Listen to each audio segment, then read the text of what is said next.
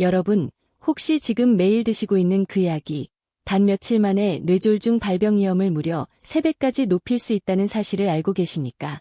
만약 그렇다면 그래도 계속 그 약을 드시겠습니까? 정말 놀랍게도 우리나라 60세 이상 성인의 90%가 매일 복용하고 있는 아주 흔한 약물들 속에 우리의 생명을 위협할 수 있는 위험한 약들이 숨어 있습니다. 더욱 충격적인 사실은 대부분의 환자분들이 이 무서운 진실을 전혀 모르고 계신다는 점입니다. 저는 지난 20년간 신경과 전문의로 일하며 수많은 뇌졸중 환자분들을 진료 현장에서 만나왔습니다. 개중에는 어쩔 수 없는 경우도 있었지만 저를 가장 안타깝게 했던 순간들은 바로 충분히 예방할 수 있었던 뇌졸중을 마주했을 때였습니다. 평소에 건강하게 지내시던 분들이 단지 약 복용 방법을 잘못 알고 계셨거나 약물 간의 위험한 상호작용을 미처 모르셨기 때문에 갑자기 쓰러지시는 경우들 말입니다. 제가 오늘 이 영상을 만든 이유는 단 하나입니다. 바로 여러분과 여러분의 소중한 가족들이 다시는 이런 불행을 겪지 않으셨으면 하는 간절한 마음 때문입니다. 오늘 제가 말씀드릴 별표 4가지 위험 요소 별표를 정확히 알고 계신다면 뇌졸중의 공포로부터 여러분 자신을 충분히 보호하실 수 있습니다. 여러분 자신의 건강과 가족의 행복을 지키기 위해 지금 당장 구독 버튼을 눌러주십시오. 그리고 부디 끝까지 집중해서 들어주시기 바랍니다. 이것은 정말로 생명과 직결된 중요한 이야기입니다. 서론, 왜 60세 이상에서 약물이 더 위험한가? 본격적인 이야기에 앞서 먼저 60세 이상의 연령대에서 약물 복용이 더 위험할 수밖에 없는지 설명해 드리겠습니다. 나이가 들면서 우리 몸에는 눈에 보이지 않는 중요한 변화들이 일어납니다. 혈관벽은 딱딱해지고 탄력성이 떨어지게 되죠. 또한 우리 몸의 해독 공장인 간과 신장의 기능도 젊을 때보다 약 30% 정도 감소하게 됩니다. 이것은 무슨 뜻일까요? 바로 우리 몸이 약물을 분해하고 배출하는 능력이 그만큼 떨어진다는 뜻입니다. 더욱이 60세 이상 어르신들의 80% 이상이 고혈압, 당뇨병, 심장질환 등 적어도 하나 이상의 만성질환을 앓고 계십니다. 이런 기저질환들은 그 자체만으로도 뇌졸중의 위험을 기본적으로 높이는 요소들입니다. 국내 통계를 살펴보면 65세 이상에서 뇌졸중 발생률은 매년 인구 1,000명당 5명 정도입니다. 하지만 특정 약물을 복용하는 경우 이 수치가 2배에서 3배까지 급격히 증가할 수 있다는 연구 결과들이 끊임없이 발표되고 있습니다. 특히 우리가 주목해야 할 점은 이런 위험이 약을 복용한 지 몇 달이나 몇 년 후에 나타나는 것이 아니라 복용 시작 후 바로 나타난다는 것입니다. 첫 일주일 내에도 위험이 급격히 증가할 수 있다는 사실. 이것이 바로 많은 분이 놓치고 있는 가장 중요한 진실입니다. 위험 약물 1. 진통소염제, NSAIDs의 배신. 첫 번째로 경고해드릴 약물은 바로 별표 진통소염제 별표입니다. 의학적으로는 비스테로이드성 소염 진통제, 줄여서 NSAID, NSAIDs라고 부릅니다. 무릎이 쑤시거나 허리가 아프면 우리는 너무나 자연스럽게 이 약들을 찾게 됩니다. 디클로페낙, 이부프로펜, 나프록센 같은 성분들이 대표적입니다. 약국에서 처방전 없이도 쉽게 살 수 있고 효과도 빠르게 나타나기 때문에 많은 분이 마치 상비약처럼 늘 드시고 계실 겁니다. 하지만 여러분, 이 편리한 약 속에 아주 큰 함정이 숨어 있다는 사실을 아십니까? 이런 진통소염제들이 우리 혈관에 어떤 영향을 미치는지 낱낱이 파헤쳐 보겠습니다. 첫 번째, 혈관 내벽을 보호하는 물질인 프로스타사이클린의 생성을 방해합니다. 이 물질이 부족해지면 혈관벽은 쉽게 손상되고 혈전, 피떡이 생길 위험이 높아집니다. 쉽게 말해서 매끄러워야 할 혈관 내벽이 거칠어지면서 피떡이 덕지덕지 달라붙기 쉬운 상태가 된다는 뜻입니다. 두 번째, 혈압을 올리는 작용을 합니다. 진통소염제는 신장에서 나트륨과 수분이 배출되는 것을 방해하여 전체적인 혈액량을 늘립니다. 동시에 혈관을 수축시키는 작용도 하지요. 특히 이미 혈압약을 드시고 계신 분들에게는 더욱 치명적입니다.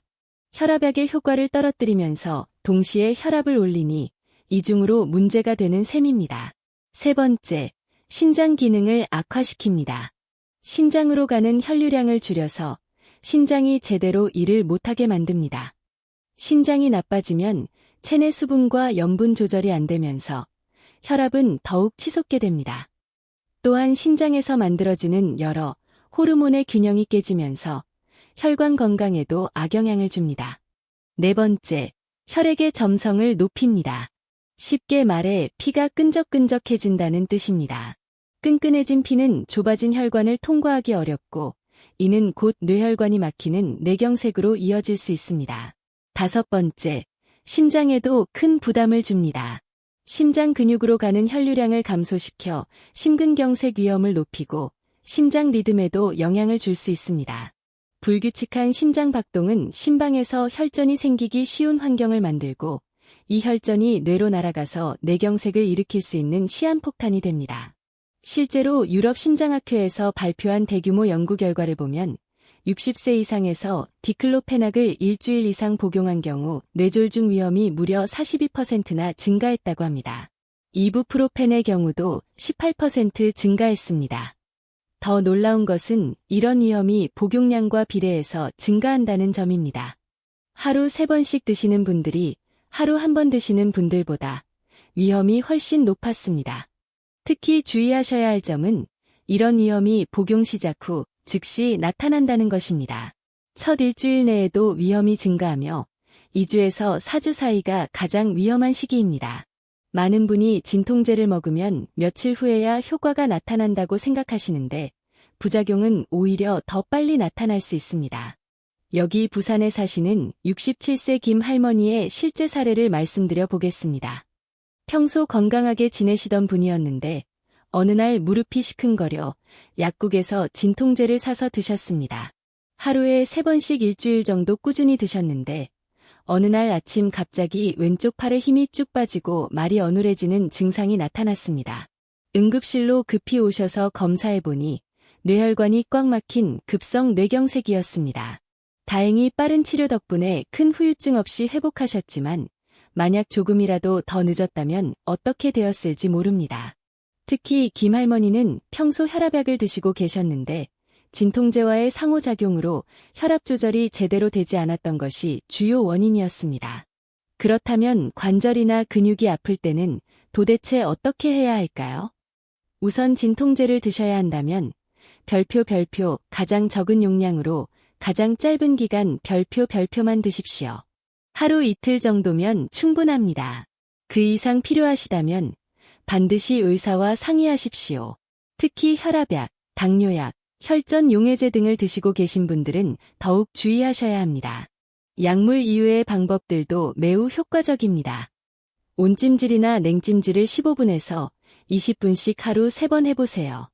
가벼운 스트레칭과 관절 운동도 큰 도움이 됩니다. 마사지나 지압도 통증 완화 효과가 있습니다. 물리치료나 침치료, 추나치료 같은 한방치료도 훌륭한 대안이 될 수 있습니다. 만약 만성적인 통증 때문에 계속 약이 필요하시다면 의사와 상의해서 아세트아미노펜, 타이레놀 계열 같은 상대적으로 안전한 진통제로 바꾸시거나 관절 주사 치료, 신경 차단술 같은 다른 방법을 고려해 보십시오. 최근에는 통증 전문 클리닉들이 많아져서 다양한 비약물적 치료 옵션을 제공하고 있습니다. 위험 약물 2. 항정신병약에 숨겨진 위협. 두 번째 위험 요소는 별표 항정신병약 별표입니다. 아니, 내가 정신병 약을 왜 먹어? 라고 의아해하실 수도 있지만 이 약들이 노인분들에게 처방되는 이유는 주로 치매로 인한 행동 증상이나 심한 불면증, 불안 증상을 조절하기 위해서입니다. 할로페리돌, 리스페리돈, 쿠에티아핀, 올란자핀 같은 약물들이 대표적입니다.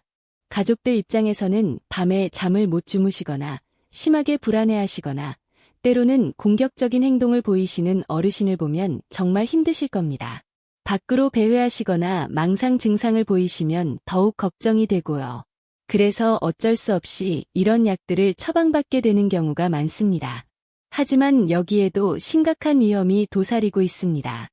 특히 처방 초기인 2주에서 3주 사이가 가장 위험합니다. 이런 약들이 어떻게 뇌졸중을 일으키는지 자세히 설명해 드리겠습니다. 첫 번째, 혈관의 긴장도를 급격히 변화시킵니다. 뇌혈관을 조절하는 자율신경계에 직접 영향을 줘서 혈관이 갑자기 수축하거나 확장하게 만듭니다. 이런 급격한 변화는 혈류의 흐름을 방해하고 혈관벽에 손상을 줄 수 있습니다. 두 번째, 심장 리듬에 영향을 줍니다. 심장의 전기전도 시스템을 방해해서 부정맥을 일으킬 수 있습니다.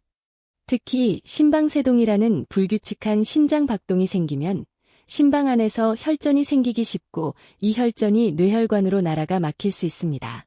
심방세동은 뇌졸중 위험을 무려 5배까지 높이는 것으로 알려져 있습니다.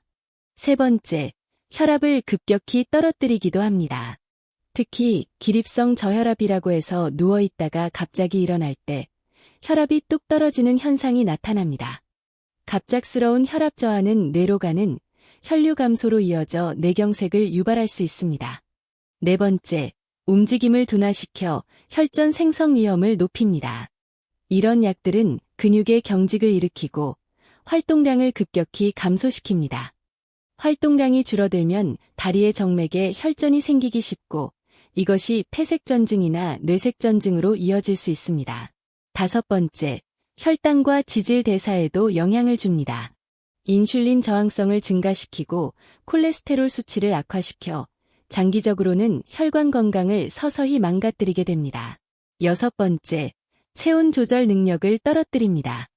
체온이 급격히 올라가거나 떨어지면 혈관에 스트레스를 주고 혈액의 점성도 변화시켜서 혈전 생성 위험을 높입니다. 캐나다에서 진행된 대규모 연구를 보면 65세 이상 치매 환자에게 항정심병약을 처방한 경우 처방 후 30일 이내 뇌졸중 위험이 1.6배 증가했다고 합니다. 특히 처방 시작 후 첫 일주일이 가장 위험했고 용량이 높을수록 위험도 더 커졌습니다. 할로페리돌 같은 전형적 항정심병약이 리스페리돈 같은 비전형적 항정심병약보다 위험이 더 높았습니다. 또 다른 연구에서는 요양원에 계신 치매 환자분들을 대상으로 조사했는데 항정심병약을 복용한 그룹에서 뇌졸중으로 인한 사망률이 1.7배나 높았다고 합니다. 특히 혈관성 치매가 있으신 분들에게서 위험이 더 높았습니다. 그렇다면 치매 증상이나 불면, 불안은 어떻게 관리해야 할까요? 우선 별표, 비약물적 접근, 별표를 먼저 시도해 보십시오. 규칙적인 생활 패턴을 만들어 드리는 것이 가장 중요합니다. 낮에는 충분히 햇볕을 쬐게 하고 적당한 신체 활동을 하시게 도와드려야 합니다. 산책이나 가벼운 체조, 텃밭 가꾸기 같은 활동들이 아주 좋습니다. 환경 조성도 중요합니다. 밤에는 조용하고 어둡게, 낮에는 밝고 활기찬 분위기로 만들어주세요. 익숙한 물건들을 곁에 두시게 하고 가족 사진이나 좋아하시던 음악을 들려드리는 것도 큰 도움이 됩니다. 인지 자극 활동도 효과적입니다.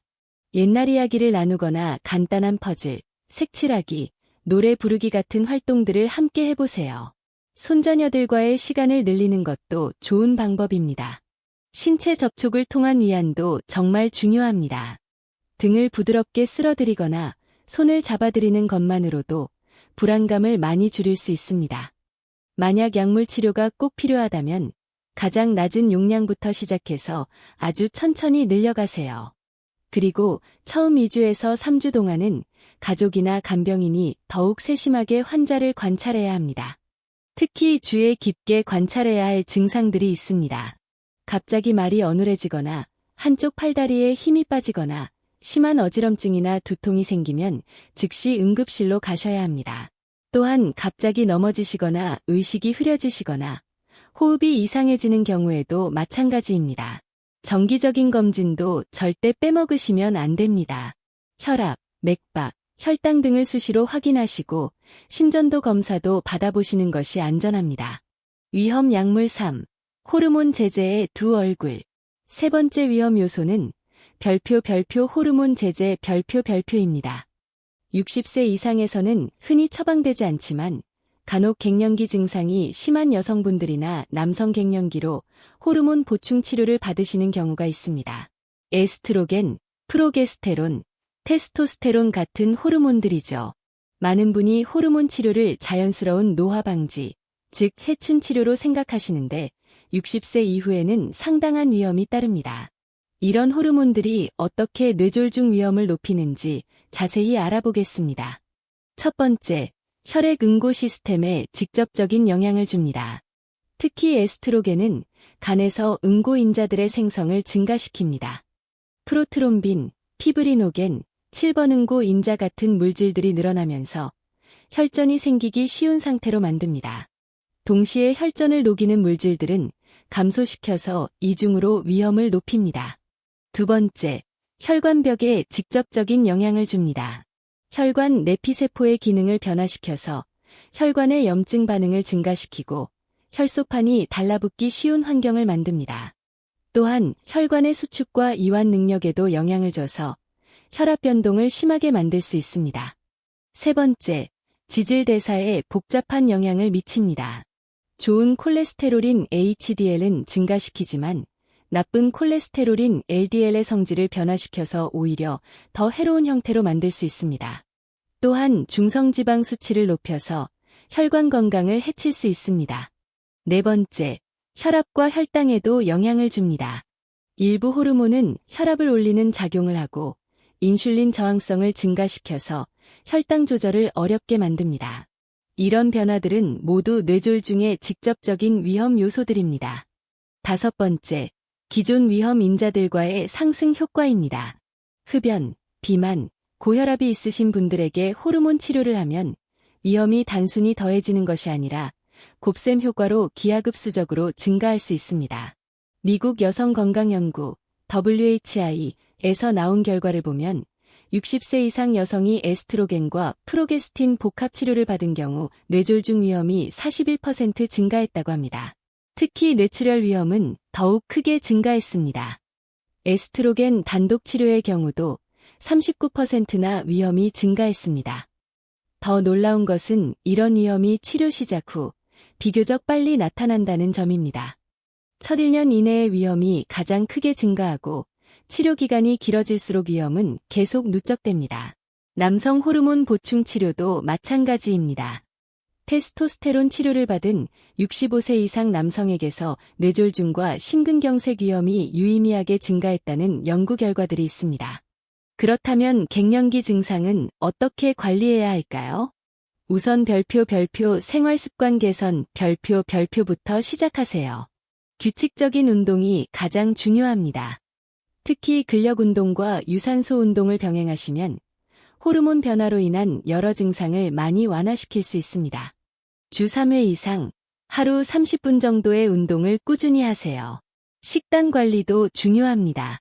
칼슘과 비타민 D가 풍부한 음식을 충분히 드시고 식물성 에스트로겐이 풍부한 콩, 아마씨, 석류, 당근 같은 음식들도 도움이 될 수 있습니다. 반대로 카페인, 알코올, 맵고 자극적인 음식은 줄이시는 것이 좋습니다. 스트레스 관리도 빼놓을 수 없습니다. 요가, 명상, 심호흡 같은 이완 요법들을 익혀서 실천해보세요. 충분한 수면도 중요하고 규칙적인 생활 리듬을 유지하시는 것이 좋습니다. 한방치료나 대체요법도 고려해 볼 수 있습니다. 침치료, 한약치료, 아로마 테라피 같은 방법들이 일부 증상 완화에 도움이 될 수 있습니다.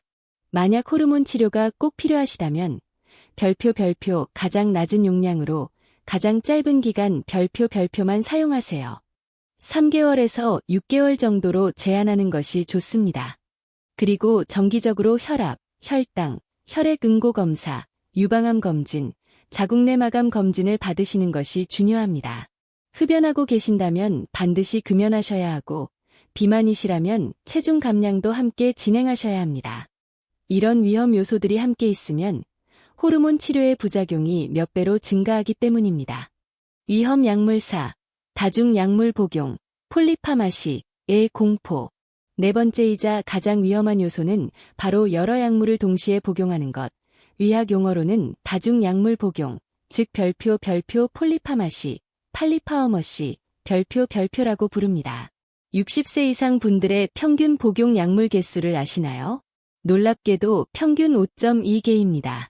혈압약, 당뇨약, 심장약, 진통제, 수면제, 소화제까지 하나씩 더해지다 보니 어느새 이렇게 많아진 거죠. 문제는 이런 약들이 몸속에서 서로 만나면서 예상치 못한 위험한 화학 반응을 일으킨다는 것입니다. 각각은 안전한 약이라도 조합에 따라서는 뇌졸중 위험을 급격히 높일 수 있습니다. 대표적인 위험한 조합들을 자세히 말씀드리겠습니다. 첫 번째는 혈압약과 진통소염제의 조합입니다. 혈압약은 혈관을 넓히고 수분과 염분 배출을 도와서 혈압을 내리는 역할을 합니다. 그런데 진통소염제는 정반대로 혈관을 수축시키고 신장에서 나트륨과 수분 배출을 방해해서 혈압을 올립니다. 이 둘이 만나면 혈압 조절이 완전히 엉망이 됩니다. 혈압이 위아래로 널뛰기를 하면서 뇌혈관에 엄청난 스트레스를 주게 됩니다. 특히 ACE 억제제나 이뇨제를 드시는 분들이 이부프로펜이나 디클로페낙을 함께 드시면 신장 기능까지 급격히 악화될 수 있습니다. 두 번째는 수면제와 알코올의 조합입니다. 둘 다 중추신경을 억제하는 작용을 하는데 함께 쓰면 호흡 중추까지 억제돼서 수면 중 무호흡 증상이 심해집니다. 이는 뇌로 가는 산소 공급을 방해해서 뇌세포 손상과 뇌졸중으로 이어질 수 있습니다. 많은 분이 잠이 안 온다고 술 한잔 하시고 수면제까지 드시는데 이는 정말 목숨을 건 위험한 도박입니다. 세 번째는 항응고제와 특정 항생제의 조합입니다. 피를 묽게 하는 와파린 같은 약을 드시는 분이 감염으로 항생제를 쓰게 되면 와파린의 작용이 갑자기 강해져서 뇌출혈 위험이 급격히 증가할 수 있습니다. 특히 시프로플록사신이나 메트로니다졸 같은 항생제가 위험합니다. 네 번째는 당뇨약과 스테로이드의 조합입니다. 관절염이나 알레르기로 스테로이드를 쓰면 혈당이 급격히 올라가는데 이때 당뇨약을 함부로 늘리면 혈당이 롤러코스터처럼 오르락내리락합니다. 이런 극심한 혈당 변동은 뇌혈관에 직접적인 손상을 줍니다. 다섯 번째는 항우울제와 혈압약의 조합입니다. 일부 항우울제나 기분조절제는 혈압을 올리는 작용을 하는데 혈압약과 함께 쓰면 혈압이 불안정해집니다. 또한 일부 약물은 혈전 생성을 촉진하는 작용도 있어서 뇌졸중 위험을 높일 수 있습니다. 여섯 번째는 여러 진정제의 복합 사용입니다.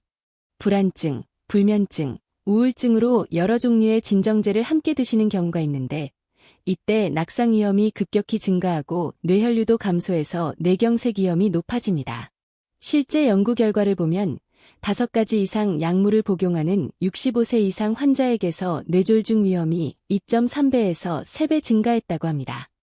8가지 이상을 복용하는 경우에는 3.1배까지 증가했습니다.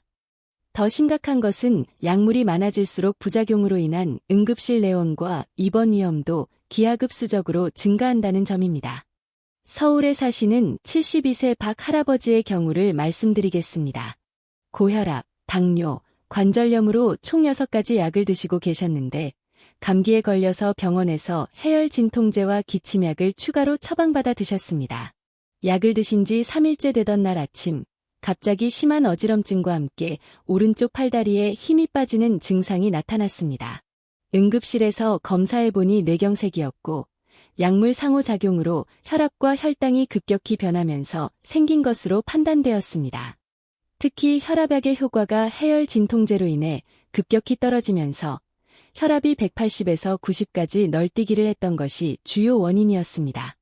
다행히 적절한 치료로 회복하셨지만 약물 관리의 중요성을 뼈저리게 깨닫게 해준 사례였습니다.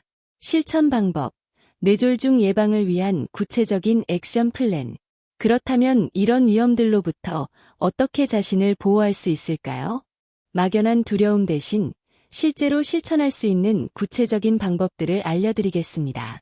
먼저, 의사에게 반드시 물어봐야 할 핵심 질문들입니다. 1. 제가 먹는 모든 약을 봐주세요. 지금 드시고 있는 모든 약의 목록을 가지고 가셔서 새로 처방받는 약과의 상호작용은 없는지 확인하세요. 처방전 없이 살 수 있는 일반 의약품이나 건강기능식품, 한약재까지 모두 포함해야 합니다. 많은 분이 건강기능식품은 약이 아니라고 생각하시는데 이것들도 약물과 심각한 상호작용을 일으킬 수 있습니다. 이 약의 주의사항은 무엇인가요?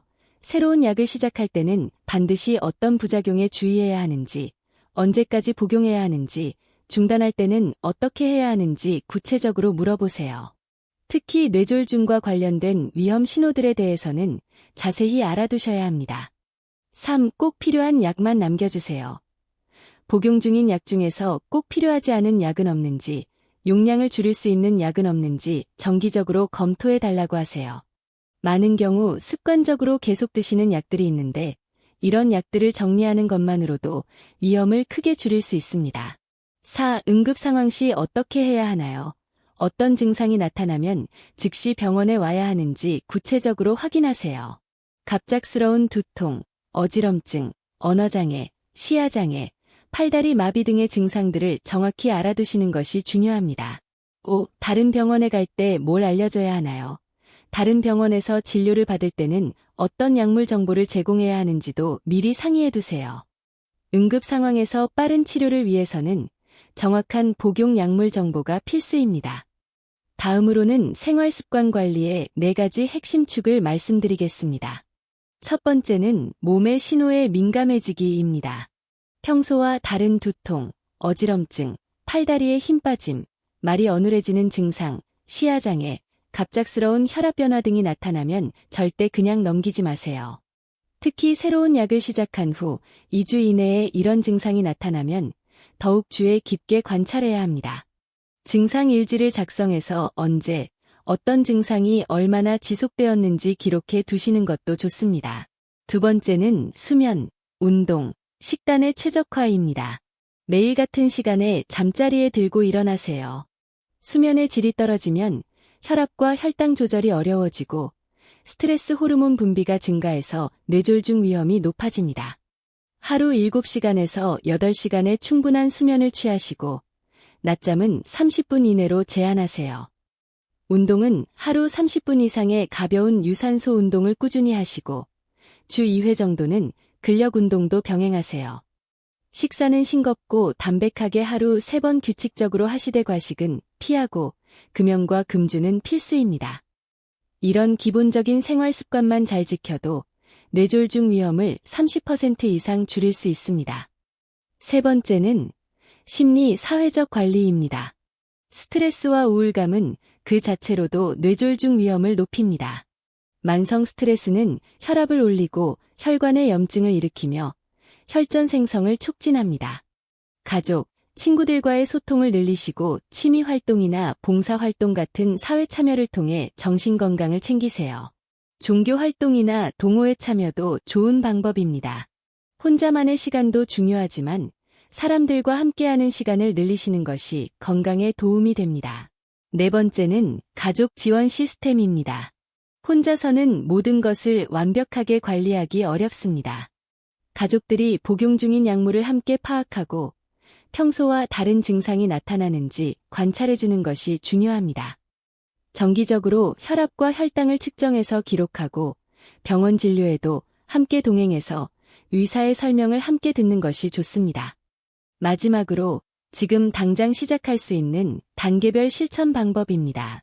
1단계, 약물 정리. 지금 당장 집에 있는 모든 약을 한 곳에 모아서 목록을 만드세요.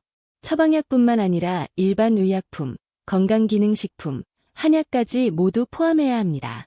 각 약의 정확한 이름, 용법과 용량, 처방 날짜, 처방병원과 의사 이름까지 자세히 적어두세요. 유통기한이 지난 약들은 과감히 버리시고 사용하지 않는 약들도 정리하세요. 2단계, 의료진과의 소통. 만든 약물 목록을 가지고 주치의를 방문해서 전체적인 약물 검토를 받으세요. 불필요한 약은 없는지, 위험한 조합은 없는지, 용량 조절이 필요한 약은 없는지 꼼꼼히 확인하세요. 이때 다른 병원에서 처방받은 약들도 모두 함께 검토받는 것이 중요합니다. 3단계, 증상 일지 작성. 새로운 약을 시작할 때는 최소 2주 동안 매일 몸의 변화를 간단히 기록해두세요. 혈압, 맥박, 특이 증상, 수면의 질, 식욕 변화 등을 적어두면 문제가 생겼을 때 빠른 대처가 가능합니다. 스마트폰 앱을 활용하시거나 간단한 수첩을 이용하셔도 됩니다. 4단계, 응급계획 수립. 뇌졸중 증상이 나타났을 때 즉시 연락할 가족의 전화번호, 가장 가까운 응급실의 위치와 전화번호, 평소 복용 중인 약물 목록을 응급 상황에서 쉽게 찾을 수 있는 곳에 비치해 두세요. 지갑이나 핸드폰에도 응급 연락처와 약물 정보를 저장해 두시는 것이 좋습니다.